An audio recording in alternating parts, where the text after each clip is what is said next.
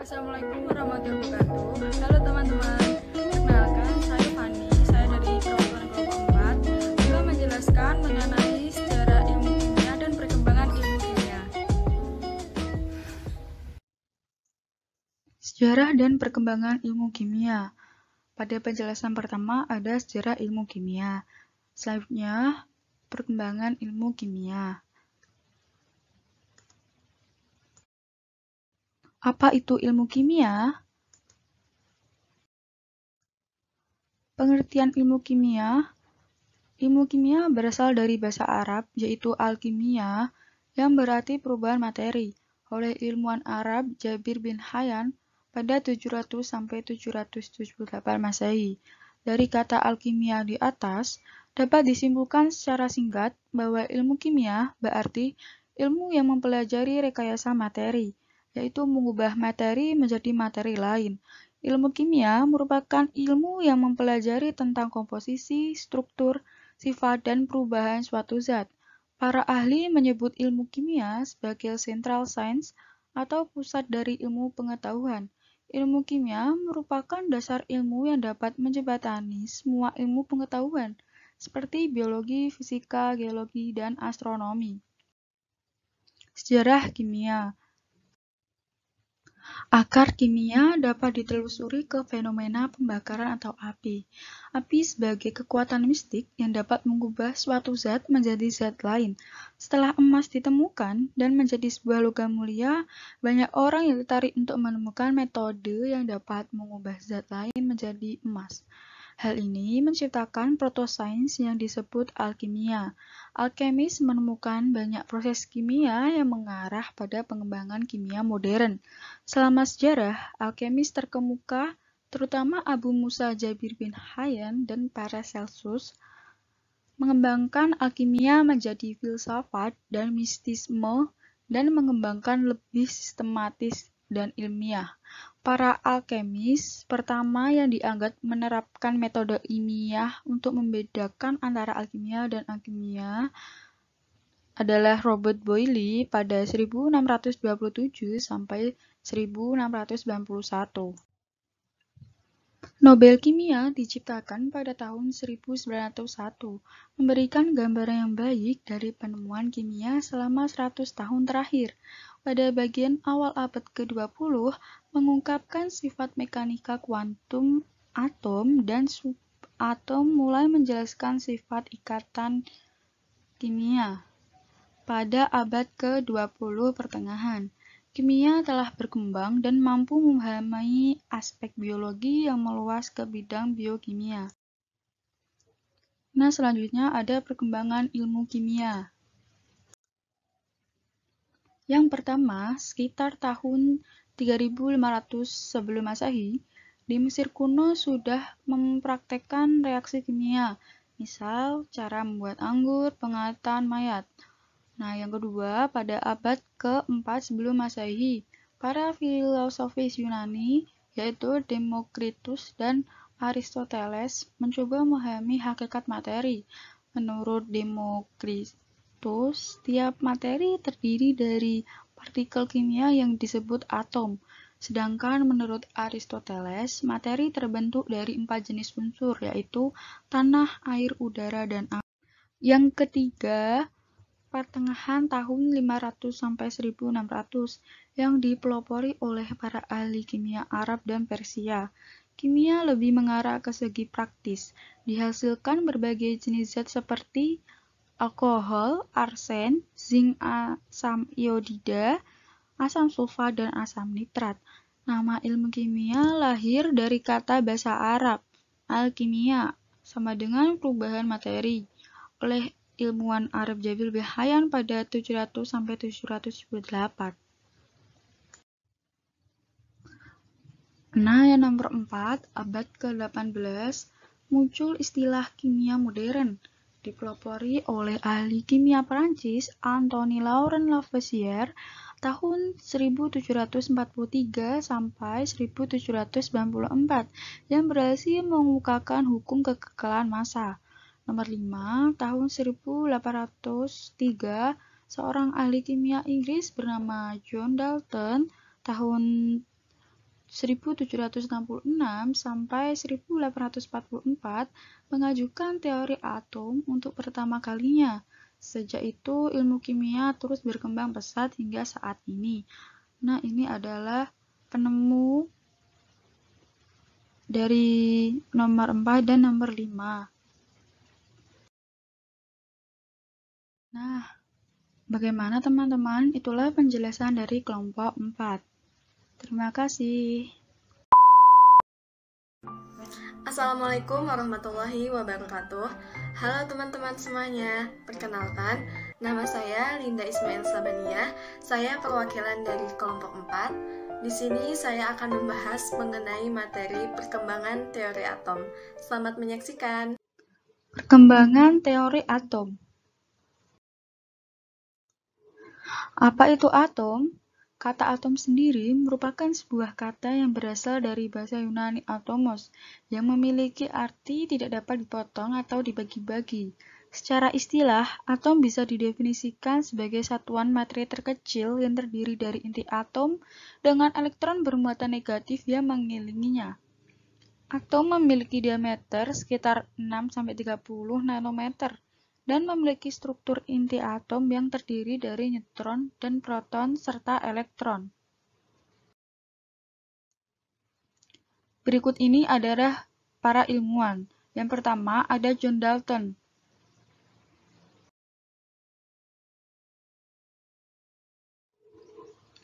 Postulat teori Dalton. Yang pertama, atom merupakan bagian terkecil dari sebuah materi dan karena ukurannya paling kecil sehingga tidak bisa dibagi menjadi bagian lain. Yang kedua, atom digambarkan dengan bola pejal yang sangat kecil dengan kesimpulan bahwa suatu unsur memiliki atom-atom yang identik dan berbeda untuk unsur yang berbeda pula. Yang ketiga, atom-atom bergabung untuk membentuk sebuah senyawa dengan perbandingan bilangan bulat serta sederhana. Dalam hal ini, dimisalkan air yang terdiri dari atom-atom hidrogen dan atom-atom oksigen. Yang keempat, reaksi kimia merupakan pemisahan dan juga penggabungan atau penyusunan kembali dari rangkaian atom-atom sehingga atom tidak akan bisa diciptakan atau dimusnahkan. Selanjutnya adalah kelebihan dari teori John Dalton. Yang pertama, mulai membangkitkan minat terkait penelitian mengenai beragam jenis model atom. Yang kedua, dapat menerangkan hukum kekelalan massa atau hukum Lavoisier. Yang ketiga, dapat menerangkan hukum perbandingan tetap atau hukum Proust. Selanjutnya, kekurangan dari teori John Dalton. Yang pertama, tidak dapat menjelaskan bagaimana cara atom tersebut saling berkaitan. Yang kedua, tidak dapat menjelaskan hubungan antara larutan senyawa dengan daya hantar sebuah arus listrik. Yang ketiga, tidak dapat menjelaskan sifat listrik materi. Yang keempat, tidak bisa menjelaskan perbedaan antara atom unsur yang satu dengan atom unsur yang lainnya. Berikutnya adalah teori atom Joseph John Thomson atau yang biasa disebut teori atom Thomson. Nah, berikut ini ada gambar atom. Diibaratkan sebagai roti kismis karena saat itu Thomson beranggapan bahwa atom bermuatan positif dengan adanya elektron bermuatan negatif di sekelilingnya. Nah, yang ini disebut roti kismis. Berikut adalah gambar tabung katode. Yang pertama, ada listrik bertekanan tinggi, yaitu ada katoda yang bermuatan negatif dan anoda bermuatan positif. Lalu ada sinar katoda yang berwarna kuning. Nah, selanjutnya ada plat yang bermuatan positif dan negatif. Lalu ada dua magnet dan dua baterai yang dihubungkan sampai sinar katoda membelok ke arah kutub positif. Selanjutnya, saya akan menerangkan tentang detail bagaimana cara percobaan sinar katoda tersebut. Percobaan sinar katoda. Yang pertama, percobaan menggunakan tabung gelas tertutup yang di dalamnya diisi oleh gas. Lalu yang kedua, pada setiap ujung tabung tersebut dihubungkan oleh logam yang kita kenal sebagai elektroda. Yang ketiga, masing-masing logamnya dihubungkan dengan listrik, sehingga logam tersebut akan menjadi anoda dan katoda. Yang keempat, ketika arus listrik dinyalakan, ada berkas cahaya yang kita kenal sebagai sinar katoda, yang berjalan dari arah katoda ke anoda atau dari kutub positif ke kutub negatif. Yang kelima, pada saat elektroda sama, kemudian gas yang mengisi tabung diganti-ganti, hasilnya akan tetap sama. Lalu yang keenam, ada berkas sinar yang berjalan dari arah katoda ke anoda. Selanjutnya, pada tahun 1897, dengan menggunakan metode tabung sinar katode, maka Thomson menentukan rasio massa M kecil terhadap muatan listrik, dinamakan E kecil, untuk sinar katode. Berdasarkan rasio M per E, Thomson menyimpulkan bahwa sinar katode merupakan partikel dasar bermuatan negatif penyusunan suatu atom. Sinar katode kemudian dikenal sebagai elektron, yaitu istilah yang pertama diusulkan oleh George Stoney pada tahun 1874. Teori yang dikemukakan oleh Thomson ini juga disebut dengan teori roti kismis, seperti gambar pada slide yang pertama tadi. Hal ini dikarenakan kismis mewakili atom positif yang melekat pada roti sebagai elektron negatif. Kelebihannya, yang pertama, detail teori atom dari Thomson membuktikan bahwa atom bukan merupakan bagian terkecil dari suatu unsur. Hal ini dikarenakan Thomson menemukan adanya partikel lain yang bermuatan negatif dan terdapat pada atom. Yang kedua, membuktikan bahwa atom bersifat netral yang tersusun dari partikel-partikel yang memiliki muatan positif dan negatif. Yang ketiga, membuktikan bahwa adanya elektron dalam semua unsur benda. Selanjutnya adalah kekurangan. Yang pertama, tidak bisa menemukan gerakan elektron di dalam atom. Yang kedua, tidak dapat menjelaskan tentang susunan muatan positif dan jumlah elektron yang terdapat dalam bola. Yang ketiga, tidak dapat menentukan massa elektron.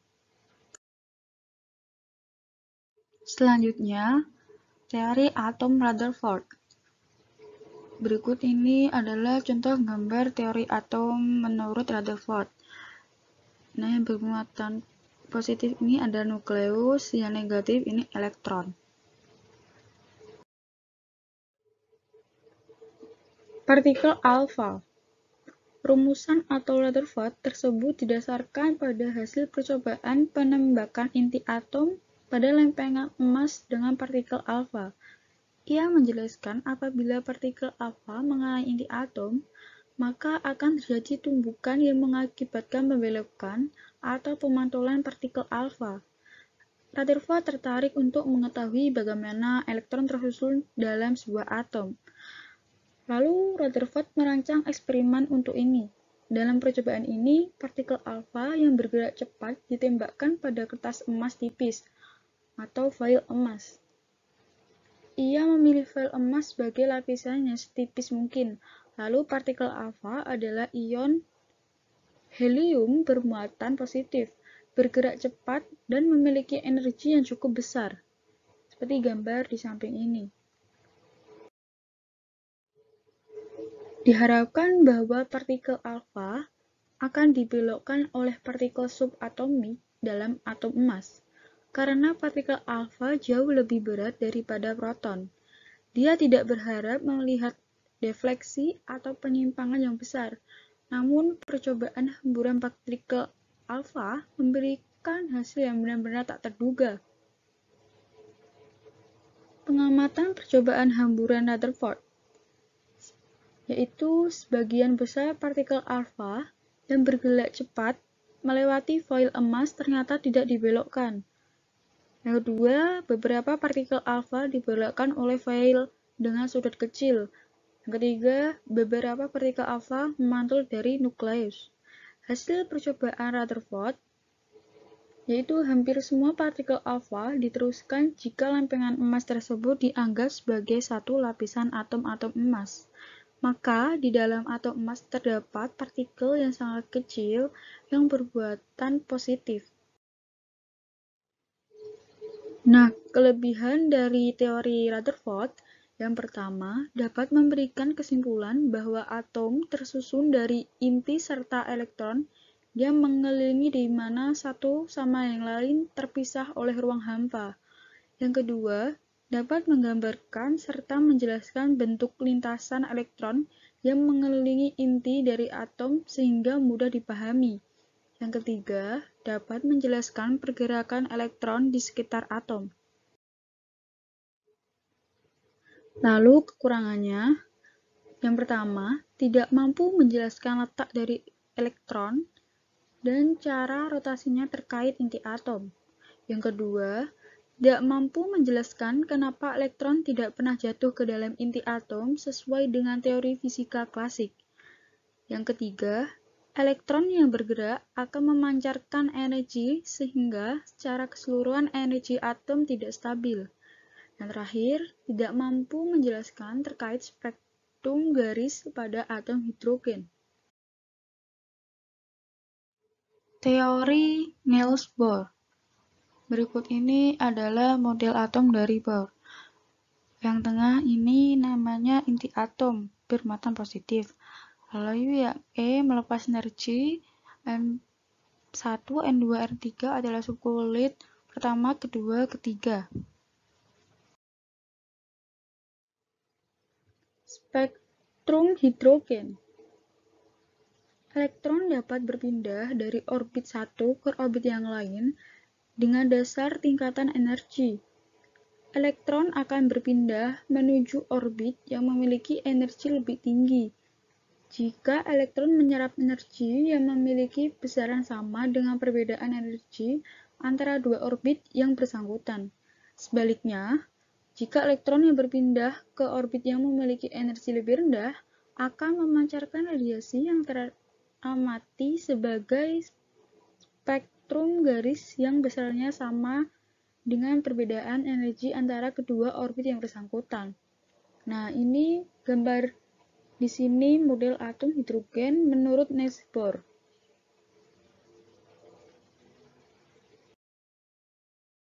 Lalu, kelebihan dari teori atom tersebut dapat menjelaskan tentang spektrum atom hidrogen secara akurat. Yang kedua, dapat membuktikan adanya lintasan elektron untuk atom hidrogen.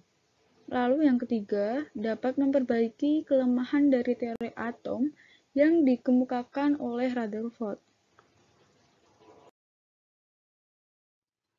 Selanjutnya adalah kekurangan.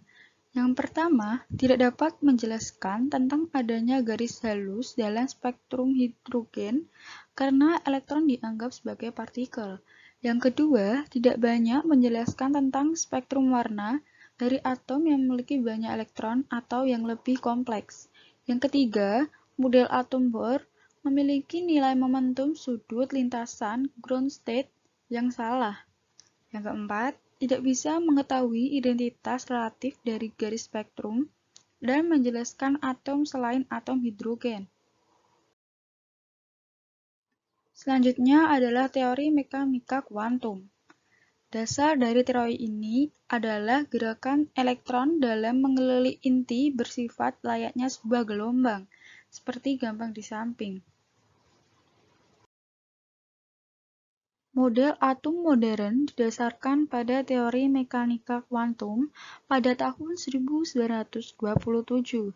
Yang pertama, atom terdiri dari inti atom yang mengandung proton dan neutron, dan elektron yang mengitari inti atom pada orbital-orbitalnya.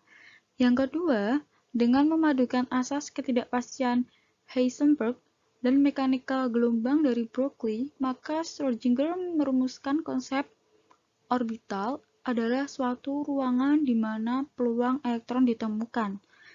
Yang ketiga, kedudukan elektron pada orbital-orbital dinyatakan dengan bilangan kuantum. Yang terakhir, ciri khas model atom mekanika gelombang.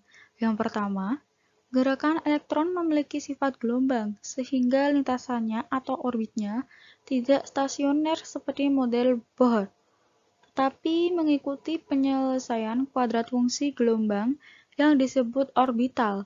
Bentuk tiga dimensi dari kepribadian paling besar ditemukan elektron dengan keadaan tertentu dalam suatu atom.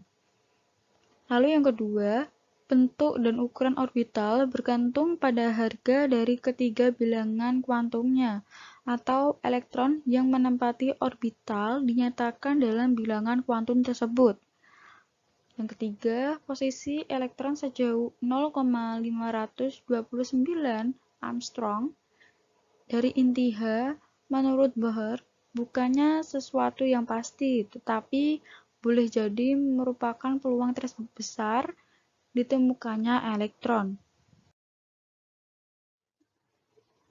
Ya, itulah penjelasan dari kelompok 4. Terima kasih, semoga bermanfaat buat teman-teman. Terima kasih kepada teman-teman semua yang telah menyaksikan video ini.